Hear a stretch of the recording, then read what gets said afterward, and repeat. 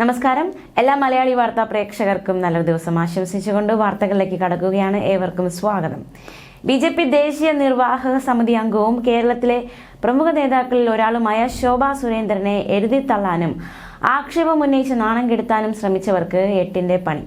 ശോഭാ സുരേന്ദ്രൻ അടുത്ത കേരളത്തിലെ ബി.ജെ.പി. അധ്യക്ഷയാകാൻ വരെ സാധ്യതയുണ്ട്.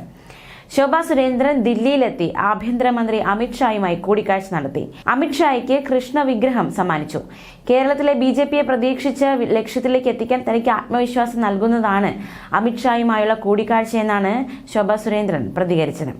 കേരളത്തിൽ ബി.ജെ.പി. അധ്യക്ഷ സ്ഥാനത്തേക്ക് പരിഗണിക്കുന്നുവെന്ന സൂചനകൾക്കിടെയാണ് അമിത്ഷായുമായുള്ള നിർണായക കൂടിക്കാഴ്ച എന്നതും ശ്രദ്ധേയം. അമിത്ഷായെ സന്ദർശിച്ചതിന്റെ വിശദാംശങ്ങൾ ശോഭാ സുരേന്ദ്രൻ ഫേസ്ബുക്കിലൂടെ പങ്കുവച്ചിരുന്നു. ഫേസ്ബുക്ക് കുറിപ്പിന്റെ പൂർണ്ണരൂപം ഇങ്ങനെ: സർദാർ വല്ലഭായ് പട്ടേലിന് ശേഷം ഭാരതം കണ്ട ഏറ്റവും കരുത്തനായ ആഭ്യന്തരമന്ത്രി അമിത്ഷാ ജിയെ ഡൽഹിയിൽ സന്ദർശിച്ചു.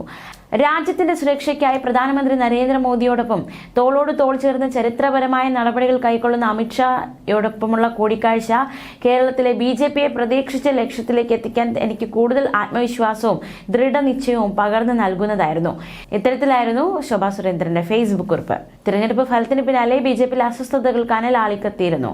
മത്സരിച്ച തിരഞ്ഞെടുപ്പുകളെല്ലാം നിലമെച്ചപ്പെടുത്തുന്ന ശോഭാ സുരേന്ദ്രനെ തഴഞ്ഞതിൽ രൂക്ഷമായ വിമർശനം പാർട്ടിക്കുള്ളിൽ ഉയർന്നിരുന്നു. പാർട്ടി സംസ്ഥാന അധ്യക്ഷൻ നേരിട്ട് പ്രചരണത്തിന് നേതൃത്വം നൽകിയിട്ടും വോട്ട് ചോർച്ചയുണ്ടായത് ഗൗരവമായ ചിന്തയ്ക്ക് വിധേയമാക്കുമെന്ന് സന്ദീപ് വാചസ്പതി ഫേസ്ബുക്കിൽ കുറിച്ചിരുന്നു. വർഗീയതയും കോഴയും കൂറുമാറ്റവും അടക്കമുള്ളവ പാലക്കാട്ട് തിരഞ്ഞെടുപ്പ് വിഷയമായപ്പോൾ പ്രതിരോധിക്കുന്നതിൽ വീഴ്ചയുണ്ടായോ എന്ന് പരിശോധിക്കേണ്ടതാണെന്നും സന്ദീപ് തുറന്നെഴുതി. ശോഭാ സുരേന്ദ്രനെ സ്ഥാനാർത്ഥിയാക്കണമെന്ന് കുമ്മനം രാജശേഖരൻ പ്രതികരിച്ചിരുന്നു. കൂടാതെ കേന്ദ്ര സഹമന്ത്രി സുരേഷ് ഗോപി കേന്ദ്ര നേതൃത്വത്തിന് കത്തെഴുതിയിരുന്നു. എന്നിട്ടും കൃഷ്ണകുമാറിനെ സ്ഥാനാർത്ഥിയാക്കാനായിരുന്നു കെ സുരേന്ദ്രന്റെ താല്പര്യം. കൃഷ്ണകുമാറിന്റെ സ്ഥാനാർത്ഥിത്വത്തെ സന്ദീപ് വാര്യർ എതിർക്കുകയും പിന്നീട് അത് പാർട്ടി വിടുന്നതിലേക്ക് വരെ കാര്യങ്ങൾ എത്തിക്കുകയും ചെയ്തു. നേരത്തെ പാർട്ടിക്കുള്ളിലുണ്ടായിരുന്ന എതിർപ്പുകളെ തൃശൂരിലെ വിജയത്തോടെ മറികടക്കാൻ കെ സുരേന്ദ്രന് കഴിഞ്ഞിരുന്നു. എന്നാൽ പാലക്കാട്ടെ തോൽവിയോടെ സുരേന്ദ്രന്റെ നില കൂടുതൽ പ്രതിസന്ധിയിലായി. തിരഞ്ഞെടുപ്പ് ഘട്ടത്തിൽ ഇടഞ്ഞു നിന്ന സന്ദീപിനെ അനുനയിപ്പിച്ച് കൂടെ നിർത്താൻ ബി.ജെ.പി. സംസ്ഥാന നേതൃത്വം ശ്രമിക്കാത്തതും സുരേന്ദ്രന് മറുപടി പറയേണ്ടി വന്നു. പ്രചാരണ രംഗത്ത് നിന്ന് പ്രമുഖ നേതാക്കളെ അകറ്റി നിർത്തിയതാണ് സുരേന്ദ്രൻ നേരിടുന്ന മറ്റൊരു പ്രധാന ആരോപണം. പാലക്കാട് പ്രാരംഭ പ്രവർത്തനങ്ങൾക്ക് എത്തിയ കുമ്മനം രാജശേഖരനെ പ്രചരണത്തിൽ അടുപ്പിച്ചില്ല. ഇ. ശ്രീധരനും തിരഞ്ഞെടുപ്പ് കൺവെൻഷനിൽ പങ്കെടുത്തതൊഴിച്ചാൽ പ്രചരണത്തിൽ കാര്യമായ സാന്നിധ്യമില്ലായിരുന്നു. പാലക്കാട്ടെ നഗരപ്രദേശങ്ങളിൽ വോട്ട് നില ഉയർത്തി. പഞ്ചായത്തുകളെ പാർട്ടി വോട്ടുകൾ നിലനിർത്തിയാൽ ജയിക്കാമെന്നായിരുന്നു ബി.ജെ.പിയുടെ ധാരണ. എന്നാൽ കോർപ്പറേഷനിൽ കനത്ത തിരിച്ചടിയാണ് പാർട്ടിക്ക് നേരിട്ടത്.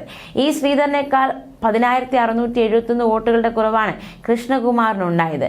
ശോഭാ സുരേന്ദ്രൻ മത്സരിച്ചിരുന്നെങ്കിൽ കിട്ടിയേക്കാമായിരുന്ന വ്യക്തിപരമായ വോട്ടുകൾ നഷ്ടമായതും പരാജയത്തിന്റെ ആഘാതം കൂട്ടി.